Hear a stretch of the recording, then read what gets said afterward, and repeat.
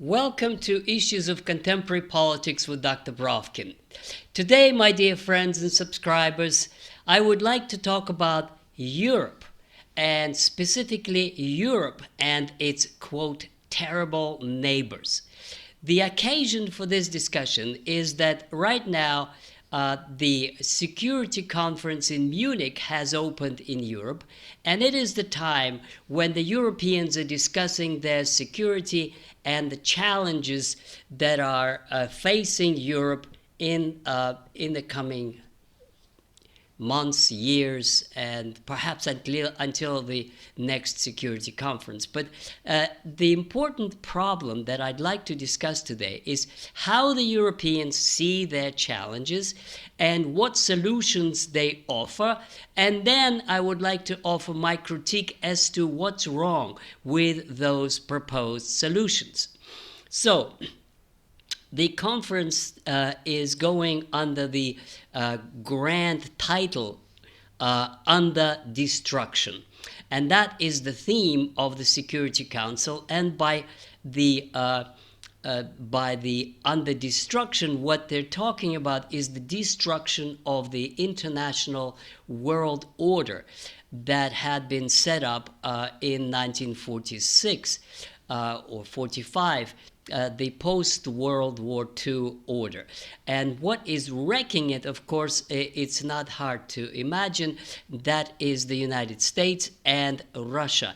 And these two are presented at the conference as the major obstacles or challenges for Europe. And that is why I called today's presentation, it's terrible neighbors. Of course, there's nothing terrible about them, but that's how the Europeans see them. So one of the themes, as far as the United States is concerned, is what the Europeans define as U.S. detachment. And many other descriptions and definitions, and that's the weakening support.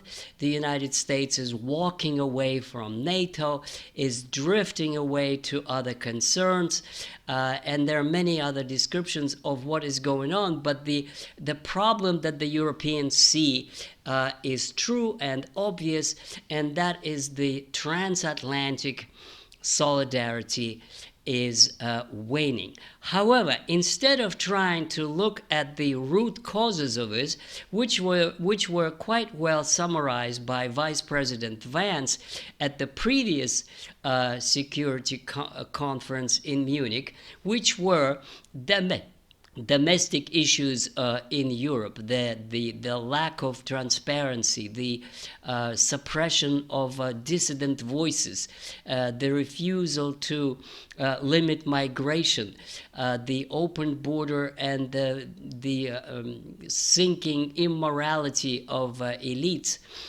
and permissiveness in sexual behaviors, and all kinds of other issues that Vance identified. They don't want to talk about it. It's interesting that when we're addressed today, they are totally silent on this issue, and all the talk is about Trump and his going away and his prioritizing other issues than Europe and so on.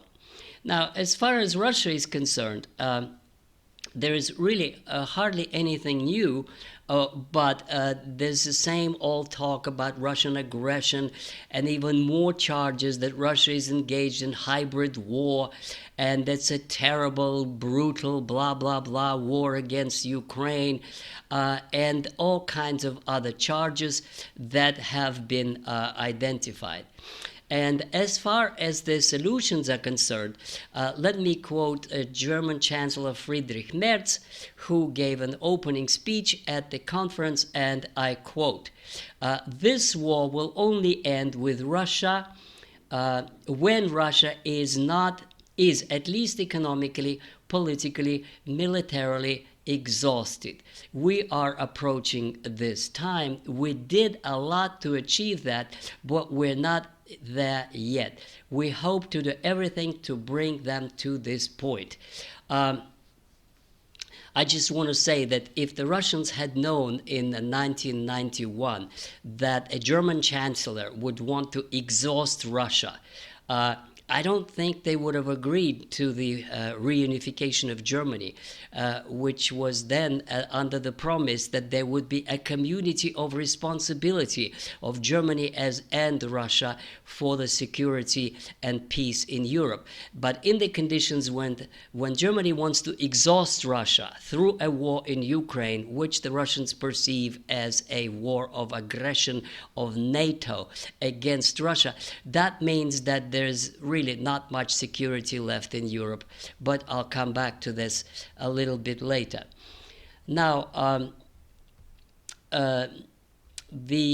Macron offered the similar description of the problem and also a solution, and the solution is France-centered, and that would be that Europe must be more independent and make greater efforts for its defense, says Macron.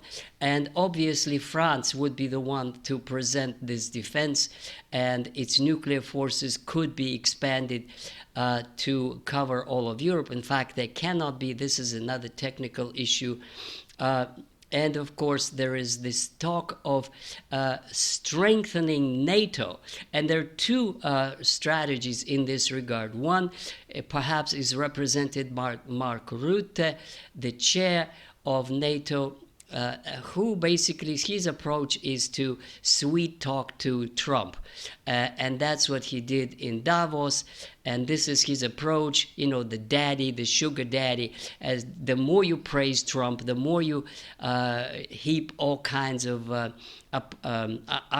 allocates on him, the more he might likely be perceptive to a softer approach to Europe. And that is what was being tried in over the issue of Greenland in Davos, and the result was that Trump promised not to take it by force. The U.S. drifting away.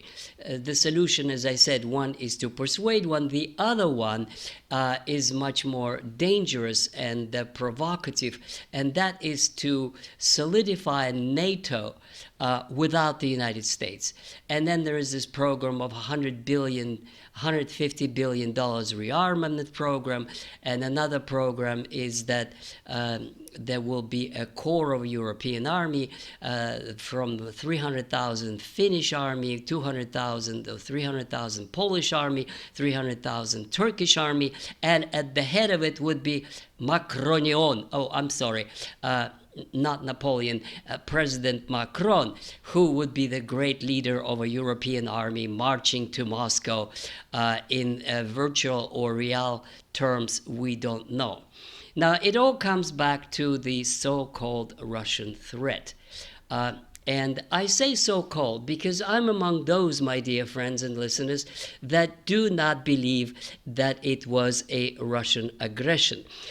Just to remind you one more time, the current war in Ukraine was started in 2014 when the Banderovites, about whom I'm going to talk about later today because there was an interesting Congress of the Banderovites. The extreme nationalists seized power, and then the Donbas provinces refused to accept that government and split away from Ukraine, as, by the way, South Carolina did in 1861 when it refused to recognize the election of President Lincoln. So this was a civil war for 8 years, and Putin did everything he could to find a compromise through the Minsk Accords and all other things that the Europeans completely forgot, even though it was France and Germany who were signatories to the Minsk Accords that provided sovereignty of these areas to Ukraine, but it had to have a special status and open frontier with Russia. They violated it and opened fire on Donbas in January 2022. And when the Russians came in to defend Donbas, they were announced aggressor, unprovoked aggression, blah, blah, blah. Anyway, it was not aggression. It was a defense of Donbass and against the expansion of NATO. Anyway, so this is how the Europeans define the problem. They define the problem is that there is Russian aggression and US withdrawal, and they want to fight it. They want to resolve the problem by exhausting Russia, by building up their own military, and by relaunching industrial or military industry. So let me address those issues. First is on the security. What they actually ignore the fact that, as I discussed in one of my recent videos, President Putin offered them a plan. In fact, it was the same sort of plan as was offered in December 2021 on the eve of the new escalation in Donbass. The plan is new architecture of security in Europe, which would guarantee not just the Ukrainian security, but also Russian security. Russia offered a non-invasion pact with the Europeans so that the borders are secured, so that Russia has no intention to attack Europe or anybody, but it does have the intention to provide help to Donbass and to defend Russian-speaking population in Crimea and in the rest of Ukraine. And the peace settlement on the compromise terms is still possible, but the Europeans keep on repeating, bring Russia to the negotiating table. It is at the negotiating table, but they just don't like the terms that Russia has proposed. Now, about the reindustrialize and relaunch military industry. It's interesting, the Europeans consider themselves to be much, much stronger than Russia because they can look at the GDP. And by official GDP, Russia's economy is several times smaller than the European one. However, the reality, Russia is number 4 by the purchasing power GDP, and that is that it is ahead of Germany. It is United States, China, and United States, China, and India, and then the 4th one is Russia. But that, not only that is important. What's important is that Russia is a country that is totally self-sufficient. Russia has energy. Russia has grain that is the biggest exporter in the world. Russia has armed forces that cannot be matched by anyone, or maybe by the United States. It has hypersonic missiles that the United States does not have. It has 5th generation fighter jets. It has tanks and fleet. It produces ships that the United States does not. It has transportation networks.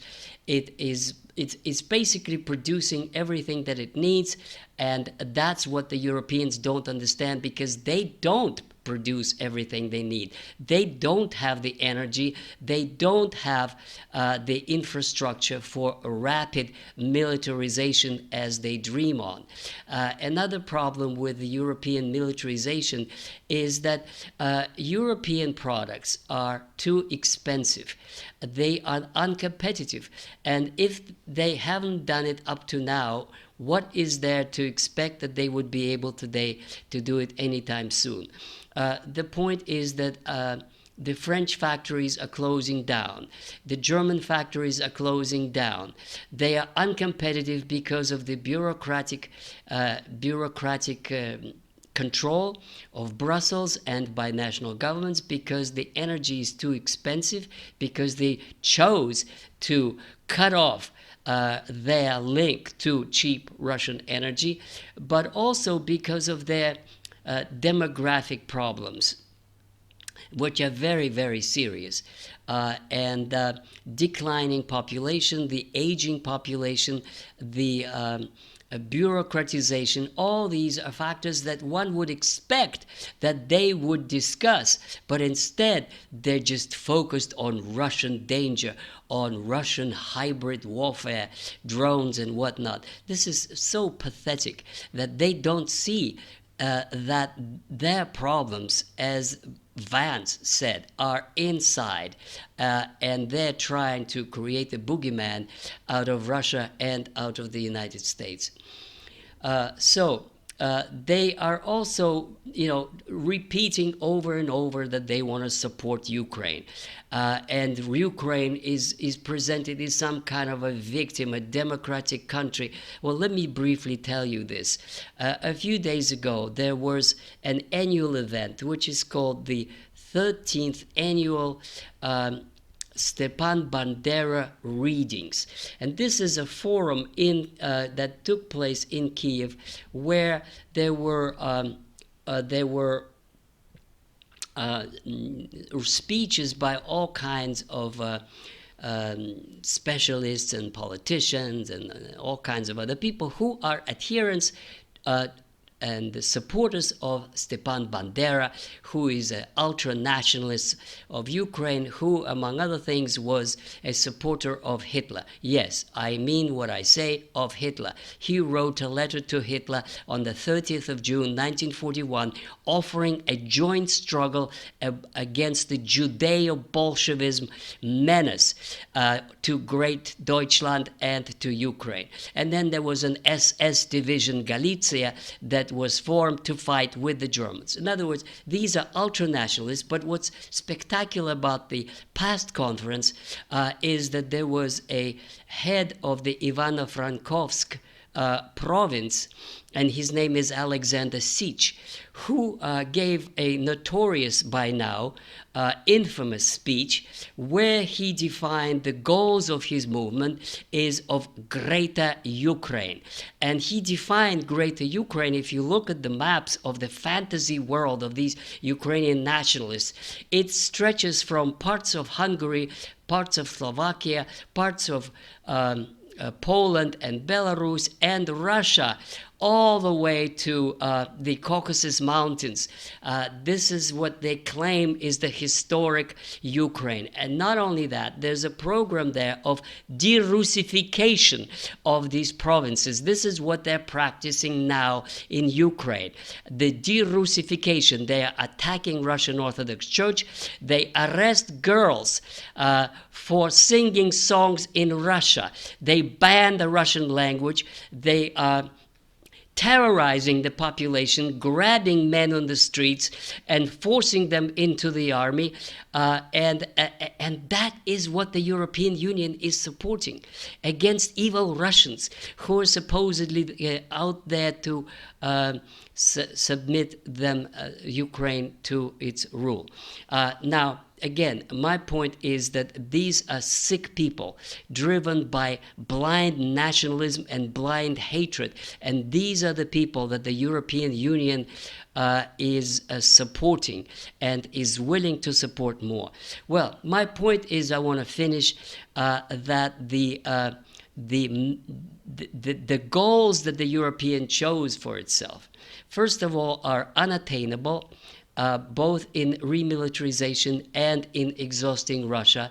And second, they are fundamentally morally wrong, because nothing could justify support for these true neo-Nazis that are at the that they are behind Zelensky and his government in Ukraine. Thank you very much, and I hope to see you very soon with another edition of Issues of Contemporary Politics with Dr. Brovkin.